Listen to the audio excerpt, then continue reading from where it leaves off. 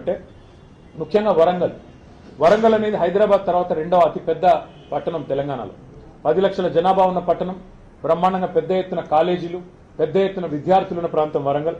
అక్కడ మంత్రి గారిని మేము కోరింది, మీరు మా గతంలో చేసిన పనులన్నీ వారికి వివరించి చెప్పాం, కానీ ఈ 2 ఏళ్లలో ఐటీ గ్రోత్ మందగించింది. ఇది మేము చెప్తున్న మాట కాదు, మేము చేస్తున్న ఆరోపణ కాదు. 9,46,000 ఉద్యోగాలు మేము మా ప్రభుత్వం వైదొలిగినాడు. హైదరాబాద్ తెలంగాణలో 9,46,000 ఐటీ ఉద్యోగాలు ఉన్నాయి. మరి ఈరోజు మన రాష్ట్ర ప్రభుత్వం వాళ్ళు చెప్తున్న మాటలే, గవర్నర్ గారి ప్రసంగంలో చెప్పారు 7,000 ఉద్యోగాలు తగ్గాయి, ఇప్పుడు కేవలం 9,39,000 ఉద్యోగాలు ఉన్నాయని. మొన్న బడ్జెట్ ప్రసంగంలో బట్టి విక్రమార్క చెప్పారు, ఆర్థిక మంత్రి గారు, డిప్యూటీ సీఎం గారు, కేవలం 9,39,000 అంటే మేము దిగిపోయిన నాడున్న ఉద్యోగాల కంటే 7,000 ఉద్యోగాలు ఇవాళ రాష్ట్రంలో ఐటీ రంగంలో తగ్గినాయని చెప్పి రాష్ట్ర ప్రభుత్వమే స్వయంగా ఒప్పుకుంటా ఉంది. దీనికి కారణాలు ఏమైనప్పటికీ ఇవాళ మంత్రి గారిని మేము అడిగింది ఏమంటే, ఇన్ఫ్రాస్ట్రక్చర్ ఉంది, వరంగల్లో బ్రహ్మాండమైన ఐటీ హబ్ కట్టినాం, అక్కడ ఒక India AI center, India artificial intelligence centre, India data lab వరంగల్లో కేంద్ర ప్రభుత్వం అక్కడ ఉన్న ఇన్ఫ్రాస్ట్రక్చర్ను వినియోగించుకుని ఏర్పాటు చేయండి. హైదరాబాద్ తర్వాత అంత ప్రాముఖ్యత ఉన్న నగరం వరంగల్, కాబట్టి తెలంగాణలోనే మరి రెండవ అతిపెద్ద నగరం వరంగల్, అక్కడ ఏర్పాటు చేయండి ఇండియా ఏఐ ల్యాబ్, ఒక ఇండియా ఏఐ సెంటర్ లేదా ఇండియా ఏఐ డేటా ల్యాబ్ ఏర్పాటు చేయండి అని చెప్పి కొత్త పాలసీలో భాగంగా వారిని కోరడం జరిగింది. అట్లాగే కరీంనగర్, ఖమ్మం, అక్కడ సైబర్ సెక్యూరిటీకి సంబంధించిన ఒక ఆర్టిఫిషియల్ ఇంటెలిజెన్స్ కేంద్రాన్ని ఏర్పాటు చేయండి, సెంటర్ ఆఫ్ ఎక్సలెన్స్ ఏర్పాటు చేయండి అని వారిని కోరారు. అట్లాగే సెమీ కండక్టర్ డిజైన్ మరియు డీప్ టెక్ రంగాల మీద మరి దృష్టి సారించే విధంగా STPI centre, software technology parks of India సెంటర్లను, centre of excellence, centre for entrepreneurship కూడా ఏర్పాటు చేయండి. మీకు ఇష్టమైన చోట, అది మహబూబ్నగర్ కావచ్చు, నల్లగొండ కావచ్చు, మీకు ఇష్టమైన చోట ఈ 10 ప్రాంతాలు ఉన్నాయి, ఎక్కడ మీకు అనుకూలంగా ఉంటే అక్కడ మీరు దయచేసి ఇది కూడా ఏర్పాటు చేయండి. సో ఒక centre of excellence of STPI on entrepreneurship ఏర్పాటు చేయమని కోరాం. దాంతోపాటు మరి అందుబాటులో ఉన్న ఈ ఐటీ టవర్లలో అన్ని మౌలిక సదుపాయాలు ఉన్నాయి. రాష్ట్రమంతా T-Fiber కార్యక్రమాన్ని కూడా మా ప్రభుత్వమే చేసింది. కనెక్టివిటీ రాష్ట్రం అంతటా కూడా ఉంది. కాబట్టి పాలసీ ఫ్రేమ్వర్క్ కూడా సిద్ధంగా ఉంది, ఇన్ఫ్రాస్ట్రక్చర్ సిద్ధంగా ఉంది. ఈ అన్ని నగరాలు, అన్ని పట్టణాలు ఇప్పటికి మా ప్రభుత్వం వచ్చింటే ఉపాధి కేంద్రాలుగా మారే అవకాశం ఉంది. యంగ్స్టర్స్ కి హైదరాబాద్కి, బెంగళూరుకి పోయే అవసరం లేకుండా ఇంకా ఎక్కువ ఐటీ విస్తరణ జరిగేదానికి మా ప్రణాళికలు ఉండినాయి.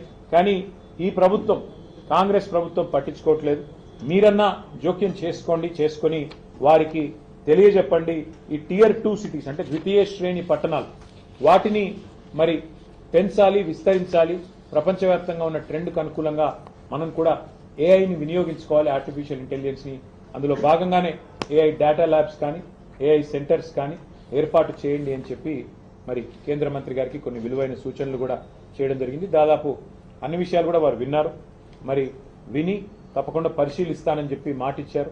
మాటిచ్చిన తర్వాత మరి రైల్వే, అదేవిధంగా ఐటీ 2 రంగాలకు సంబంధించి కూడా చాలా సావధానంగా అన్ని కూడా వారికి వివరించి చెప్పాము. న్యాయం జరుగుతుంది అని చెప్పి ఆశిస్తాము.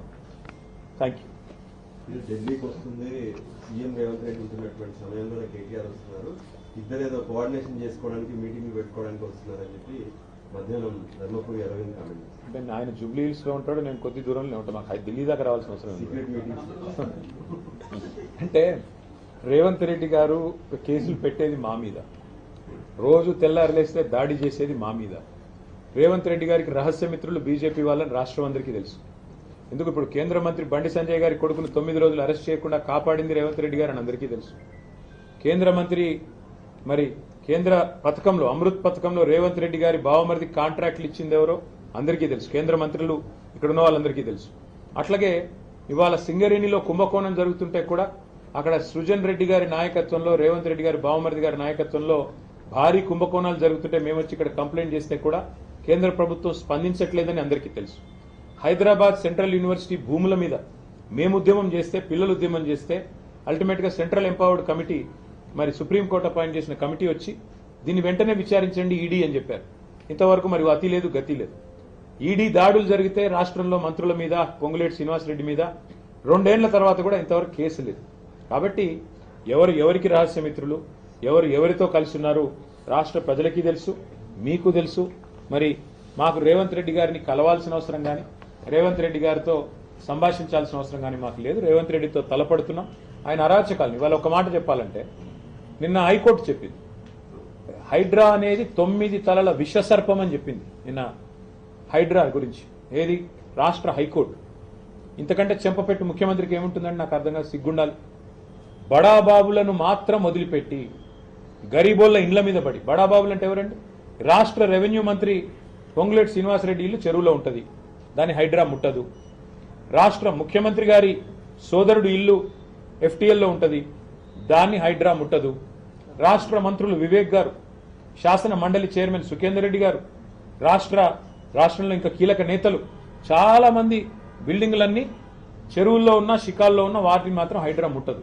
ఎవరిని ముడుతుంది హైడ్రా? బీద బిక్కి మధ్యతరగతి ప్రజలు. నేను అడుగుతా ఉన్నా ముఖ్యమంత్రిని, కబ్జా కోరులు అంటున్నావు, అందరికంటే పెద్ద కబ్జా కోరులే నీ అన్నదమ్ములు కదా, అందరికంటే ఎక్కువ ఆస్తి దోస్తున్నది, అందరికంటే ఎక్కువగా ఇవాళ విధ్వంసం చేస్తున్నది నీ మంత్రులు కదా. 1 కోటి ఎకరాలు నిషేధిత జాబితాలో పెట్టింది నీ మంత్రి కాదా? కేసీఆర్ గారు దిగిపోయినాడు, కేసీఆర్ ప్రభుత్వం దిగిపోయినాడు. రాష్ట్రంలో నిషేధిత భూముల సంఖ్య ఎంత అంటే, మొత్తం సైజ్ ఎంత అంటే 16 లక్షల ఎకరాలు. ఇవాళ 1 కోటి ఎకరాలకు చేరుకుంది. ఏ కారణం చేత పెడుతున్నారు 1 కోటి ఎకరాలు? 30% కమిషన్లు తీసుకోవట్లేదా నీ మంత్రులు? కబ్జా కోరులు, భూదందాలు చేసేది, భూమిని ఇలా భూహారతిలాగా మింగుతున్నది నీ ప్రభుత్వం కాదా? నీ మంత్రులు కాదా? ప్రజలకు తెలియదా?